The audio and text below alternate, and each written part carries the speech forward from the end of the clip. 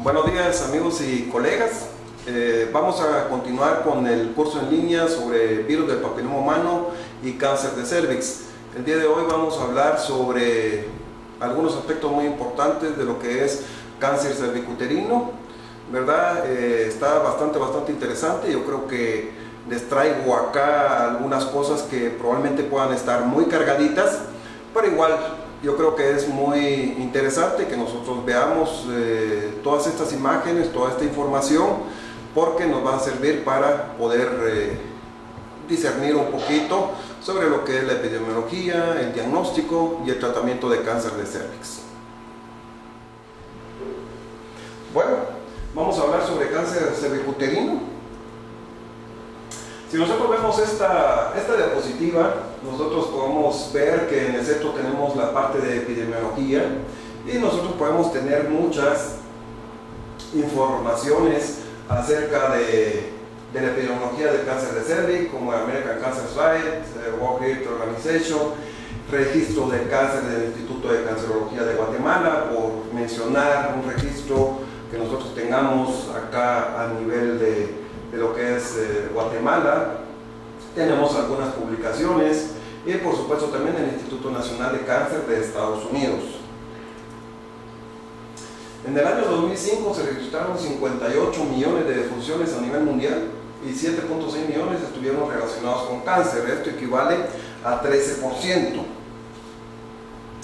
Si nosotros observamos esta imagen, que es del 2002, nosotros podemos observar, por ejemplo, y hacer una comparación entre la incidencia de lo que es cáncer de cervix en países más desarrollados, que los tenemos acá, y países menos desarrollados. Si nosotros nos vamos a lo que es el tema que a nosotros nos concierne en este momento, tenemos cáncer de cervix, tenemos acá la incidencia, 409.000, a diferencia de los países más desarrollados, que son 83.000. Si nosotros vemos esta imagen y la interpretamos, podemos decir que el cáncer de cervix se presenta mucho más frecuente en países en vías de desarrollo como el nuestro.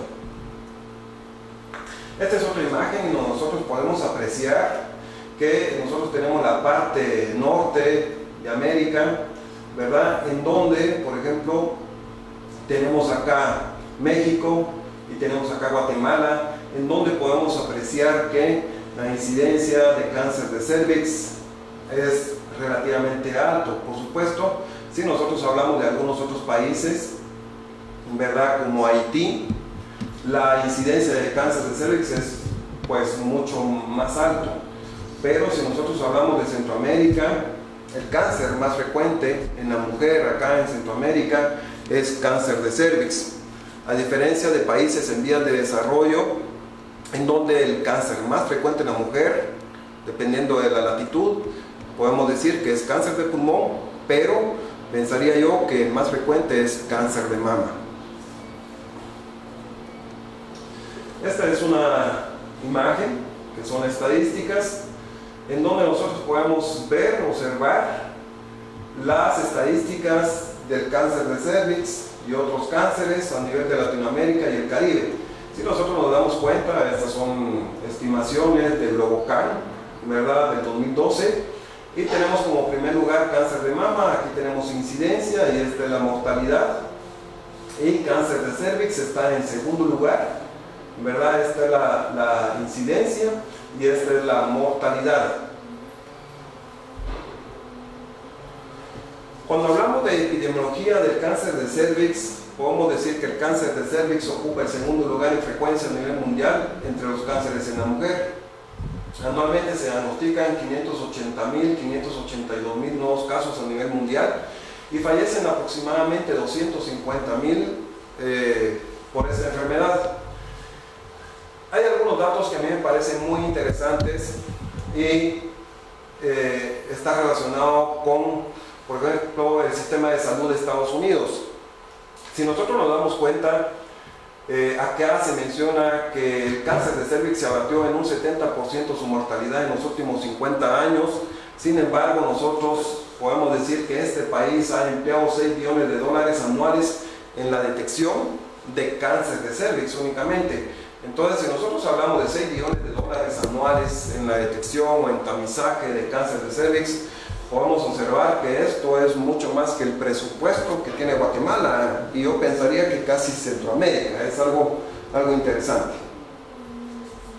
El cáncer de cervix es una historia natural que va desde lesiones premalignas hasta el carcinoma invasor, y nosotros podemos pensar que pueden pasar 10 a 15 años, incluso hasta 20 años, desde las lesiones preinvasoras o de bajo grado del cervix hacia lo que es cáncer invasor.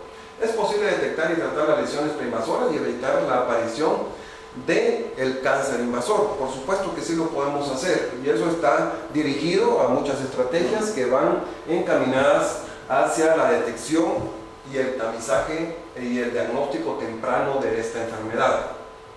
En Estados Unidos nosotros vemos la mortalidad, y esto es para el 2005, el cáncer tenía un porcentaje de 22.8, era el segundo lugar de las causas de muerte en Estados Unidos.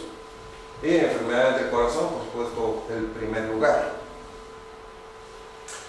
En México, para el 2002, cáncer de cervix ocupaba el primer lugar como causa de cáncer en las mujeres.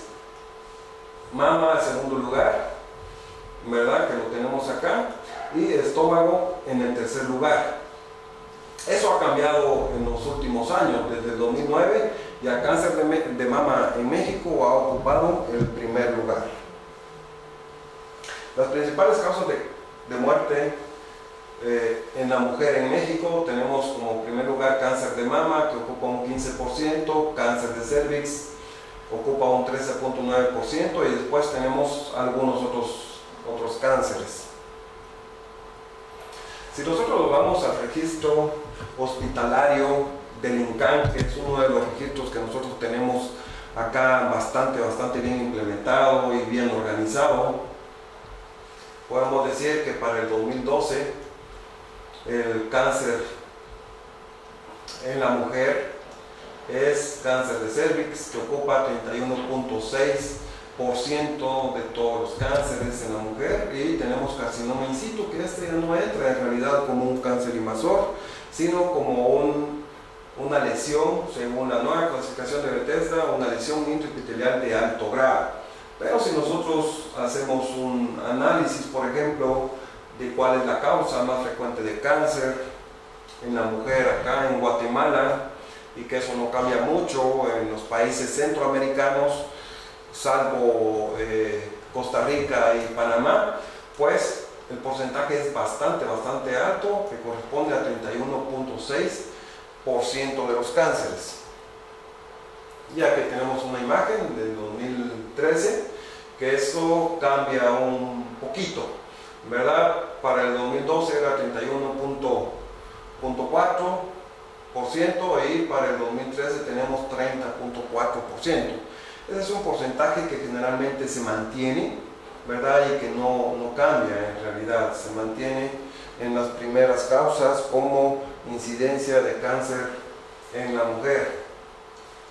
Cuando nosotros hablamos de cáncer del cuello del útero, nosotros hablamos específicamente del cuello de la matriz, el cervix. Y nosotros sabemos que la anatomía del cervix es muy interesante para poder decir en dónde o en qué área se empieza a desarrollar lo que es el cáncer.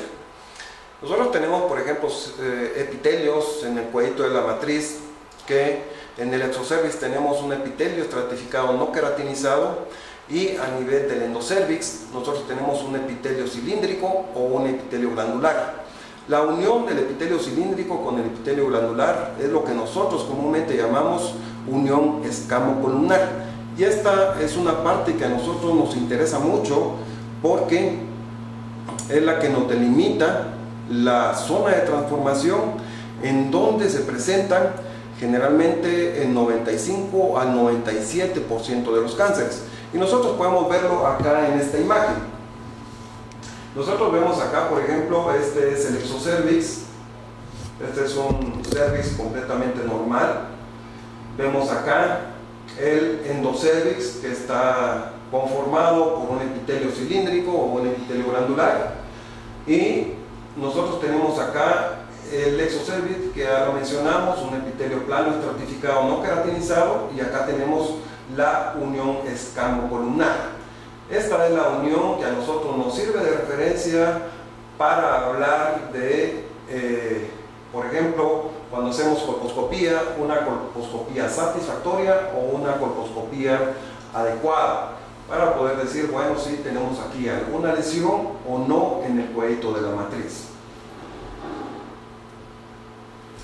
Y aquí tenemos otra imagen en donde nosotros podemos observar y apreciar bastante bien la unión escamocolumnar, y nosotros la vemos acá. Este es un epitelio glandular que generalmente es monocapa a nivel del onocervix, y tenemos un epitelio plano estratificado o un epitelio epidermoide o escamoso, que acá tenemos múltiples capas, ¿verdad? Entonces acá tenemos la unión escamocolumnar, ¿verdad? Que es lo que les había mencionado anteriormente. Cuando hablamos sobre cáncer de cervix, nosotros nos vamos a la historia de cáncer de cervix. Por ejemplo, en Italia, Guillaume Stern fue el que en 1842 relacionó la causalidad del cáncer de cervix con las relaciones sexuales. En Dinamarca, en 1953, Roger vio el aumento de cáncer cervicuterino en prostitutas, y en 1954 en Colorado se vio la relación del cáncer de cervix con el inicio precoz de las relaciones sexuales.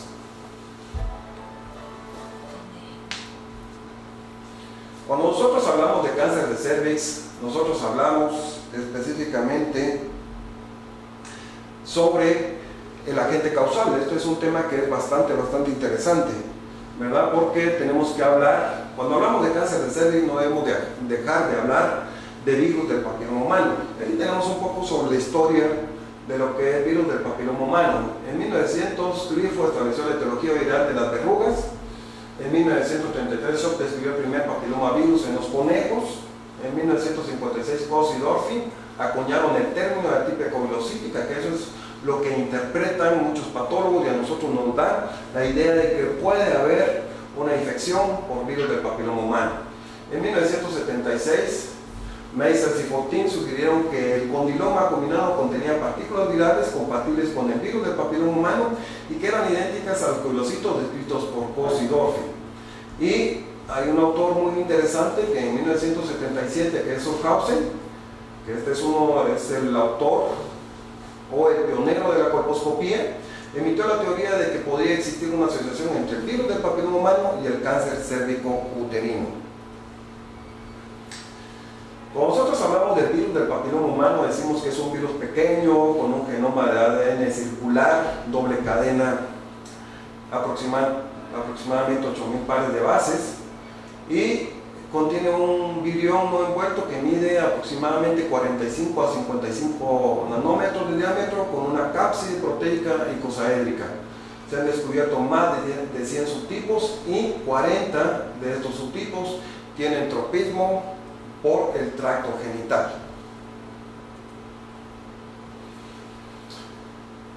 Generalmente, cuando nosotros vemos la parte de VPH o virus del papiloma humano, decimos que este contiene algunas regiones que codifican proteínas no estructurales que se conocen como genes de expresión temprana o IRRI. Y tenemos algunas otras regiones que codifican proteínas estructurales que se denominan genes de expresión tardía o late, según el tiempo en que son expresadas dentro del ciclo de vida viral. Nosotros tenemos acá una imagen sobre lo que es el virus del papiloma humano y la envoltura. Si nosotros nos damos cuenta, por acá tenemos algunas regiones que codifican proteínas de expresión tardía como L1, L2, y también tenemos regiones que codifican genes de expresión temprana como son L1, L2, y tenemos acá algunos que a nosotros nos interesan muchísimo como L6 y L7. Y acá tenemos las funciones de todos los genes que participan en la proliferación, transformación y regulación de lo que es el virus del papiloma humano. Hay algunos que nos interesan mucho, que los vamos a mencionar, que son E6 y que son E7. Estos son encargados, por ejemplo, el E6 de proliferación y transformación celular, y que está ligada generalmente a la proteína P53. Y tenemos E7, que está también encargada de la proliferación y transformación celular, y también está relacionada con la activación de la transcripción, y esta generalmente está ligada al gen del retinoblastoma. ¿Por qué nos aparece acá el P53 o el gen del P53 y el gen del retinoblastoma? Porque estos son genes que están implicados en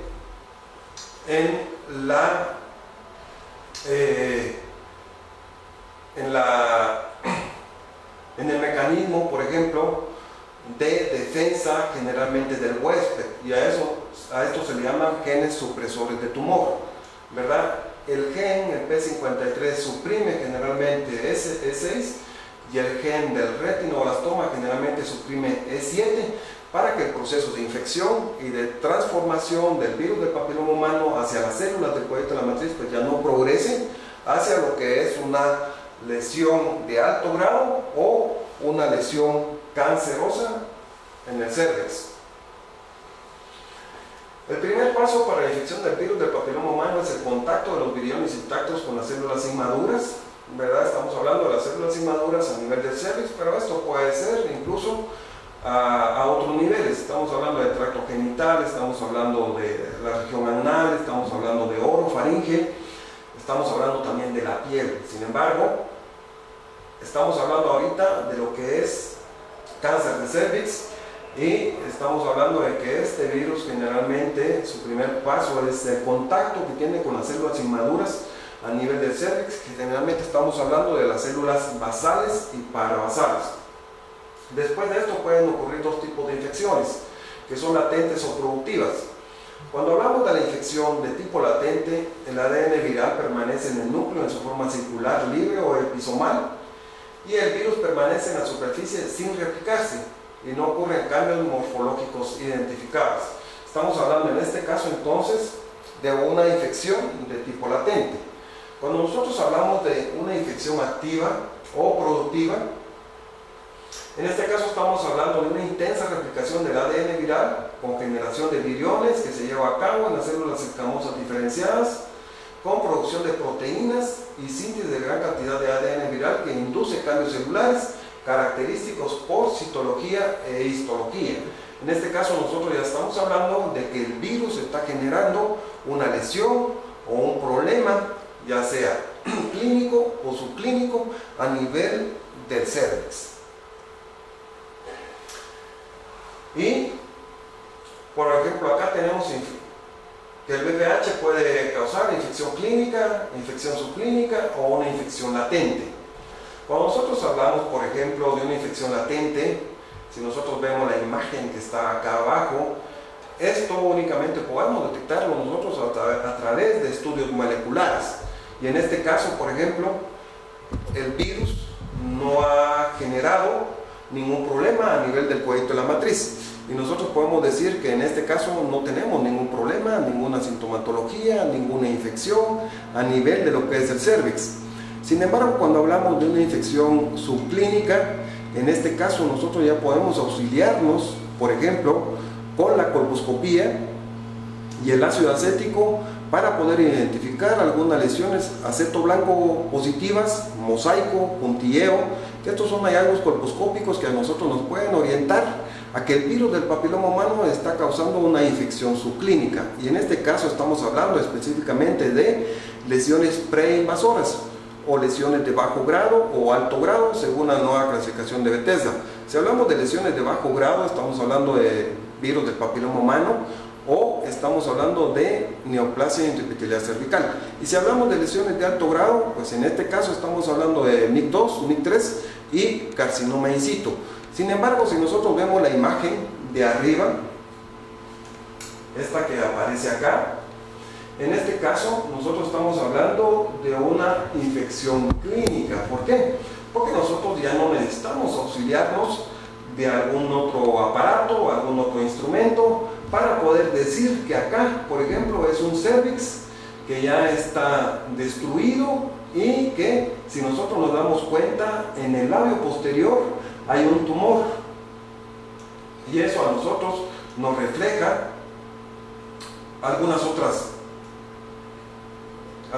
situaciones, como hemorragia, un poco de necrosis.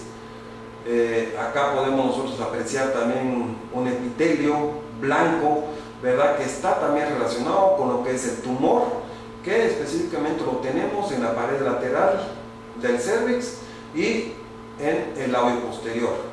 Entonces nosotros tenemos acá una infección latente, ¿verdad? Tenemos acá una infección subclínica. Si nosotros nos damos cuenta, no tenemos ningún hallazgo macroscópico o evidente de tumor, pero sí lo podemos visualizar a través de la colposcopía. Y acá tenemos pues ya una infección clínica que está representada por un tumor o un cáncer a nivel del cuellito de la matriz. Entonces nosotros, cuando hablamos de virus del papiloma humano, podemos hablar que estos tienen riesgo oncogénico, y tenemos virus del papiloma humano de bajo riesgo, que son los más frecuentes, el 6 y el 11. También tenemos 41, 42, 43, y tenemos virus del papiloma humano de alto riesgo, 16, 18, 31, 33, 45, y también tenemos el 58, que es un poco más frecuente en México. Acá también tenemos 58. Entonces, estos virus de alto riesgo oncogénico son los que participan en el 97 al 99% como agentes causales en la producción de cáncer de cervix. Esa es la razón por la cual estoy hablando sobre el virus del papiloma humano y la fisiopatología que este virus tiene en el desarrollo de lo que es cáncer de cervix. Cuando hablamos de la prevalencia del virus del papiloma humano, si nosotros nos damos cuenta acá, vemos los intervalos de edad, y nosotros nos damos cuenta que esto es más frecuente en mujeres desde los 15 a los 30 años. Si nosotros nos damos cuenta acá, son los picos mayores, ¿verdad? Y es cuando las mujeres inician con vida sexual activa y están expuestas a lo que es el virus del papiloma humano. Después de estas edades ya tenemos un poquito más de prevalencia, pero acá es cuando ya empiezan a producirse las infecciones o las lesiones intraepiteliales de bajo grado o alto grado en el cervix, y por supuesto si se deja el desarrollo y no se detecta a tiempo, pues podemos tener un cáncer invasor. En México tenemos los tipos de virus que son más frecuentes. Este es un estudio que hizo el doctor Jaime Berumen, en el 2006 se publicó, y el virus del papiloma humano, el 16 es que está presente en el 50% de los casos, y el 18 en un 13 o 14%. ¿Qué significa esto? Que estos virus están presentes generalmente en un 65 a 69% de los cánceres a nivel del cervix. Y hay otros dos virus, el 45 y el 31, que estos comparten un árbol filogenético similar a lo que es el 16 y el 18, y entonces en estos cuatro virus podemos nosotros decir que hay un 75 a un 80% de la aparición en cáncer de cervix como agentes causales. ¿Cuáles son las variantes de los virus del papiloma humano? Tenemos el asiático americano, el africano, asiático y europeo. Podemos decir que en Latinoamérica y en el Caribe nosotros podemos encontrar de dos tipos de virus. Uno que es el asiático americano, que puede aparecer en México, Centro y Sudamérica, España, y la europea, que aparece en todas las regiones excepto África. Entonces, estas dos variantes de virus son las que nosotros generalmente podemos encontrar en Latinoamérica y, por supuesto, acá en Guatemala. Esta es una imagen que a nosotros nos demuestra los más de 100 tipos de virus del papiloma humano que existen, y que, por supuesto, los más frecuentes son el 16 y el 18, que tienen que ver con lesiones a nivel cervicales, y el 6 y el 11, que generalmente tienen que ver con verrugas genitales, papilomas respiratorios y también algunos cambios cervicales de bajo grado. y también está relacionado con las verrugas comunes a nivel de la piel. ¿Cuáles son los factores de riesgo para virus del papiloma humano? Le digo, ¿cuáles son los factores de riesgo para virus del papiloma humano? Porque estos son los mismos factores de riesgo para mujeres que tienen cáncer cervicuterino. Y entonces, en este caso, si nosotros vemos la imagen, podemos apreciar que entre los factores de riesgo que tenemos para virus del papiloma humano y cáncer de cervix son inicio temprano de relaciones sexuales, múltiples parejas sexuales, multiparidad, deficiencia de vitaminas, específicamente las vitaminas que están relacionadas con el fortalecimiento del epitelio. Estamos hablando de los folatos y la vitamina A. Algunas otras infecciones de transmisión sexual, como son la clamidia, ¿verdad?, que está un poco relacionada también con el mecanismo de sinergia con el virus del papiloma humano y que puede generar de alguna manera cáncer de cervix. Algunas enfermedades inmunocomprometidas, estamos hablando de aquellas pacientes que tienen virus de VIH o SIDA, y algunas pacientes que están con uso frecuente de medicamentos que de alguna manera generan inmunocompromiso para las pacientes, y por supuesto también el tabaco y el alcoholismo. Entonces, todos estos son factores de riesgo que de alguna manera nosotros nos dan la pauta para investigar en aquellas pacientes en donde nosotros podemos decir: esta es una paciente que tiene factores de riesgo para virus del papiloma humano y por supuesto para cáncer de cervix.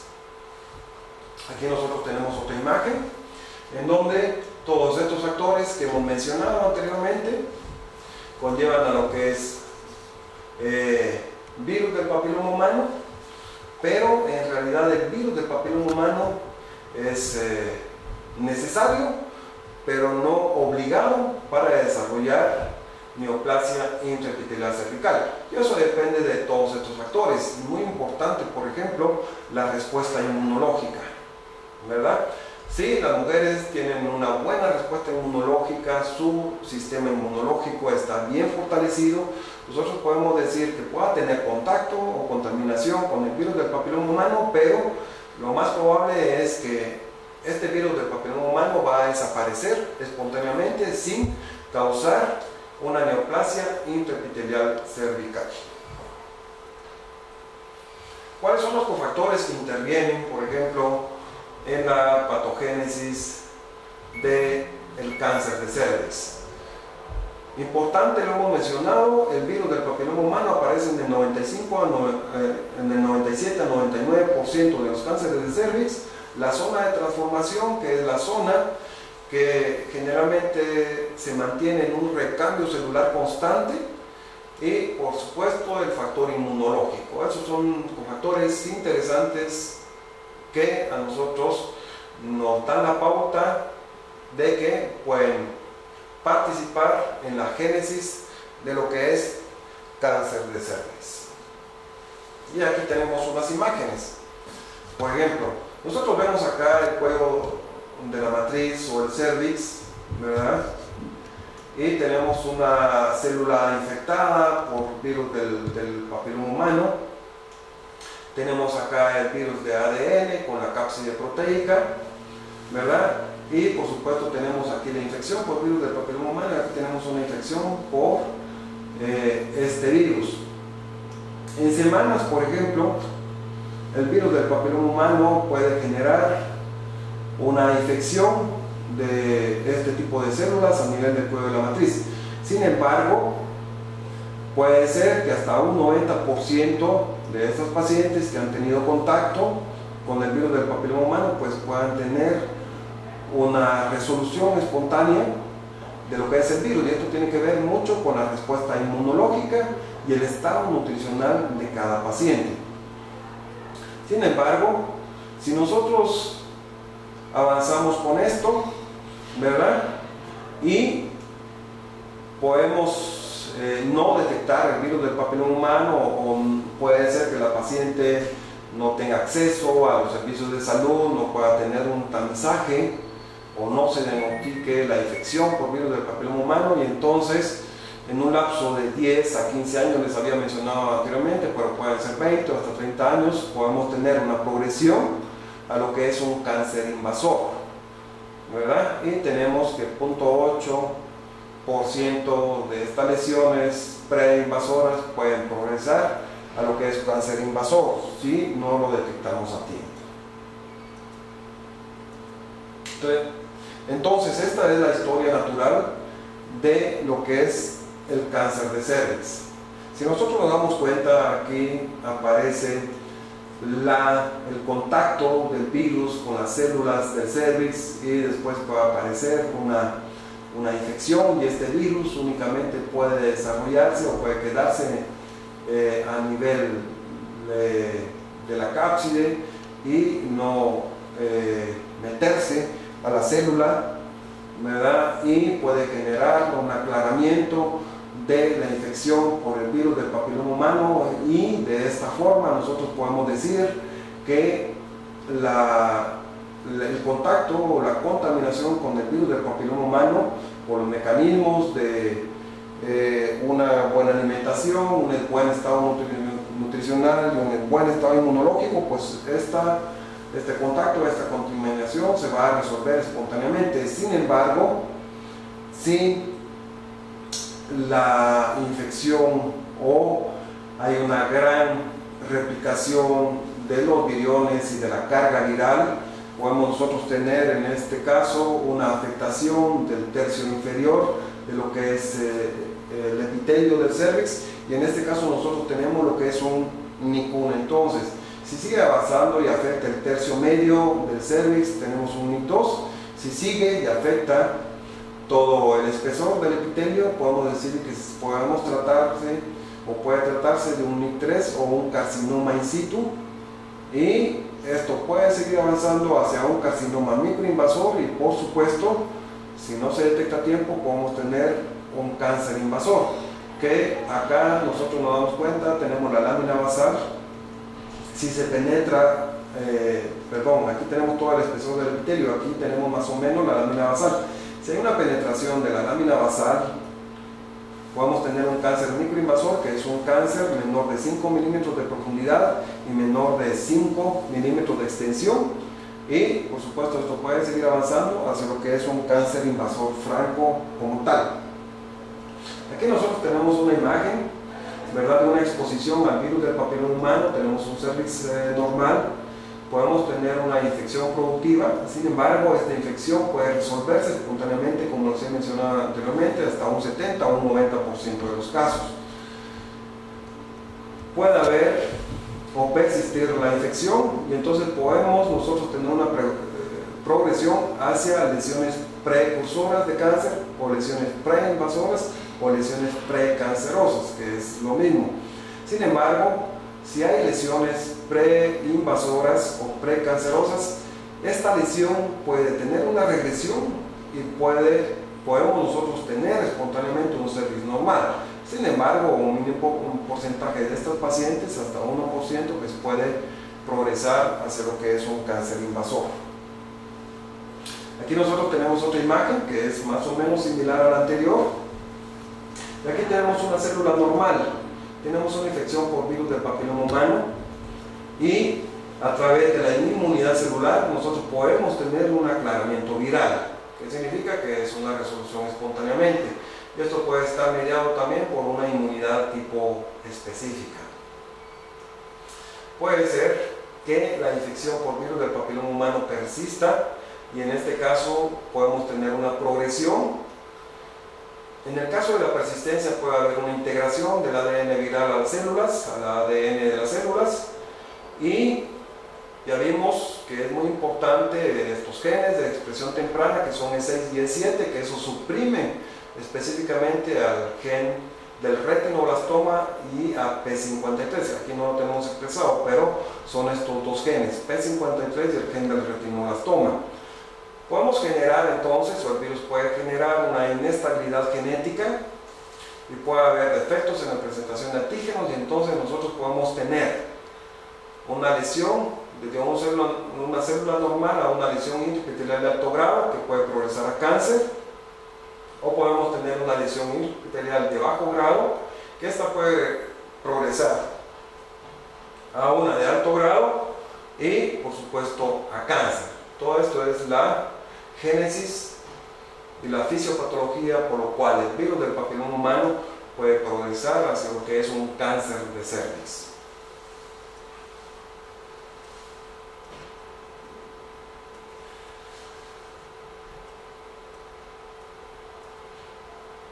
Acá tenemos nosotros otra imagen, ¿verdad? En donde tenemos un cervix normal. Aquí tenemos una paciente con un cervix con una infección por virus del papiloma específicamente. Aquí tenemos una lesión intraepitelial de alto grado, ¿verdad? Y acá, si nosotros nos damos cuenta, en el lado interior del cervix tenemos ya una lesión tumoral que ha sido el resultado de una infección por virus del papiloma humano, una lesión intraepitelial que puede ser de bajo o alto grado hacia lo que es un cáncer invasor como tal.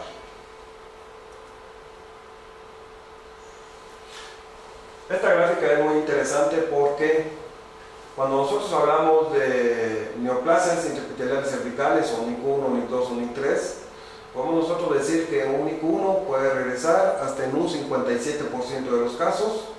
Sin embargo, este puede progresar en 1% a un cáncer invasor, un NIC2 un 43% de regresión y puede progresar en un 5% a un cáncer invasor, y un NIC3 puede regresar espontáneamente un 32% y puede progresar hacia un cáncer de cervix invasor hasta en un 12%. Esto es interesante porque para el manejo de este tipo de lesiones, incluso el NIC1 y el NIC2 en las mejores condiciones podríamos dejar en vigilancia incluso. Entonces aquí nosotros nos damos cuenta que tenemos el gen del retinoblastoma y P53. El P53 es el que suprime a E6 y el gen del retinoblastoma a E7. Estamos hablando de genes supresores de tumor. ¿Cuáles son los métodos de diagnóstico de virus del papiloma humano? Pues tenemos varios, que es histopatológico, captura de híbridos, reacción de polimerasa en cadena, microscopía electrónica, citología cérvico-vaginal y por supuesto la colposcopía. Y cuando hablamos nosotros de cáncer de cervix como tal, tenemos algunos tipos histológicos. El más frecuente es el epidermoide, que puede aparecer en un 80 o un 85% de los casos. El segundo, tenemos el adenocarcinoma del cervix, que puede aparecer en un 10 a 15% de los casos. Y también tenemos los mixtos, ¿verdad? Y algunos otros subtipos histológicos menos frecuentes, que tenemos el neuroendocrino, sarcomas y linfomas, melanomas, también podemos tener a lo que es el cuellito de la matriz. Cuando hablamos de la estadificación o clasificación clínica, nosotros nos basamos generalmente en la etapificación clínica de la FIGO. Y tenemos el cáncer de cervix, etapa clínica 1, que esto generalmente afecta el cervix. La etapa clínica 2 generalmente afecta los parametrios y tercio superior de vagina. Y la etapa clínica 3 pues ya afecta tercio inferior y los parametrios hasta la pared pélvica. Y aquí también vamos a tener una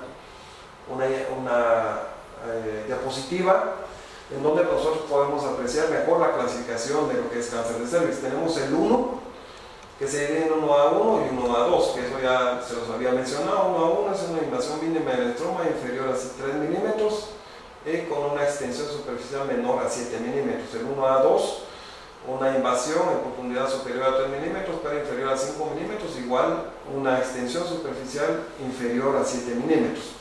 El 1B es un cáncer de cervix que está limitado al cervix específicamente y que es mayor que el 1A.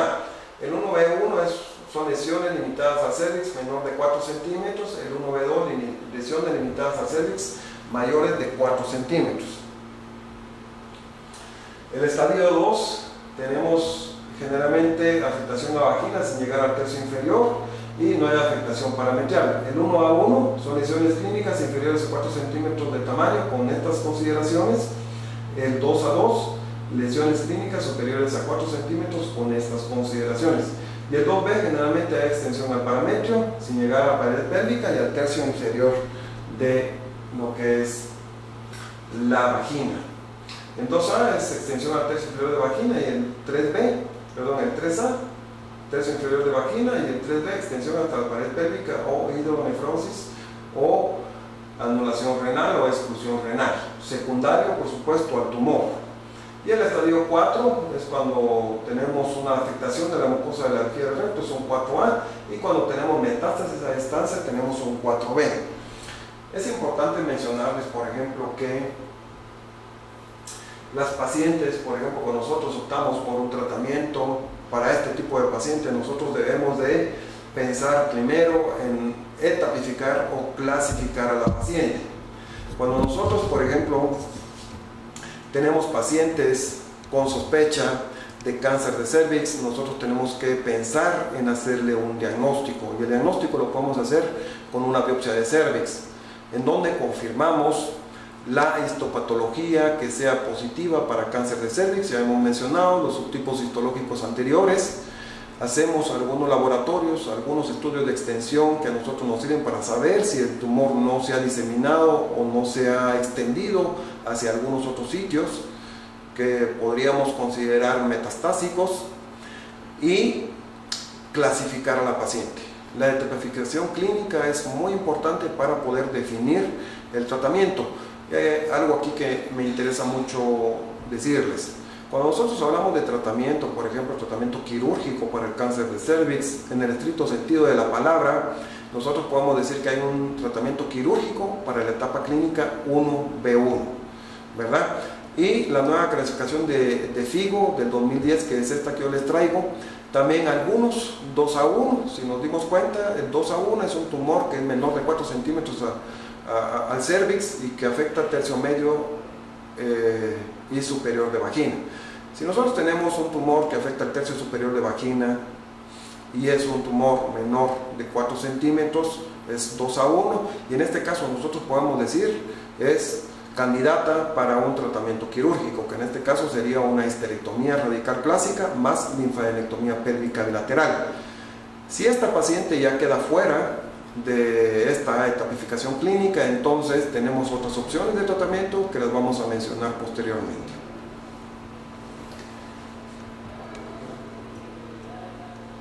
Entonces, ¿cómo podemos hacer nosotros diagnóstico de cáncer de cervix? La historia clínica y el examen físico son muy importantes para poder decir nosotros esta es una paciente con sospecha de cáncer de cervix. Podemos nosotros tener un tamizaje que nos puede servir en algún momento como diagnóstico también. Si nosotros tenemos una citología cervical que nos reporta positivo para células cancerosas, pues ya estamos pensando que ahí puede haber algo. La colposcopía nos puede ayudar muchísimo también, con una eficacia de un 89% para predecir invasión y un 50% para predecir microinvasión. Y el diagnóstico, ya se los he mencionado, el diagnóstico de cáncer de cervix debemos de hacerlo con una biopsia cervical de lesiones palpables o visibles, cuando nosotros no utilizamos la colposcopía. Si utilizamos la colposcopía y tenemos la sospecha que hay un hallazgo colposcópico que nos pueda inducir a una microinvasión, a un cáncer de cervix, pues debemos de tomar una biopsia también. Y la biopsia podemos tomar una biopsia Punch, que es la que generalmente utilizamos, una biopsia de excisión con asa o una conización cuando nosotros tenemos sospecha de una microinvasión a nivel del cervix, y podemos realizar un curetágeno cervical, aunque el curetágeno cervical no nos da mucho a nosotros diagnóstico, pero sí nos orienta para poder decir a esta paciente hay que investigarla un poco más porque creemos que se pueda tener un cáncer de cervix. Cuando hablamos de sintomatología del cáncer de cervix es interesante porque la mayor parte de las mujeres con etapas clínicas tempranas del cáncer son asintomáticas, generalmente no tienen molestias. Y hay algunas que únicamente tienen un poquito de flujo vaginal o una leucorrea. Cánceres de cervix un poquito más avanzados, estamos hablando de hemorragia genital, que puede ser ya una hemorragia poscoito o puede ser una hemorragia posmenopáusica. Podemos tener una leucorrea reumática que pueda ser fétida, y eso a nosotros orientarnos a que ahí puede haber algo que no está bien y debemos de investigarlo.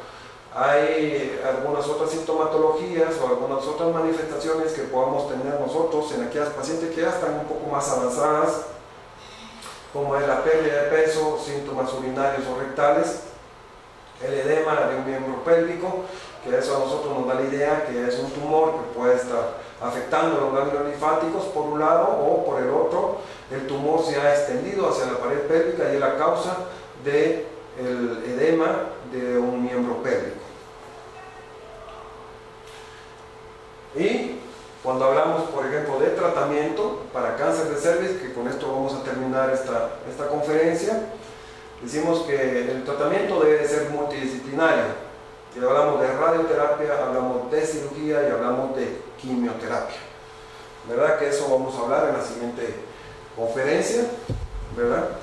Les agradezco mucho por su atención. Espero que estos datos puedan ser de mucha validez para ustedes en su práctica clínica y que de alguna manera pueda servirles para poder de alguna manera hacer tamizaje, que lo que perseguimos es hacer prevención específicamente, en segundo lugar diagnóstico temprano y por supuesto cuando ya la enfermedad está ya instalada, pues hacer tratamiento, ¿verdad?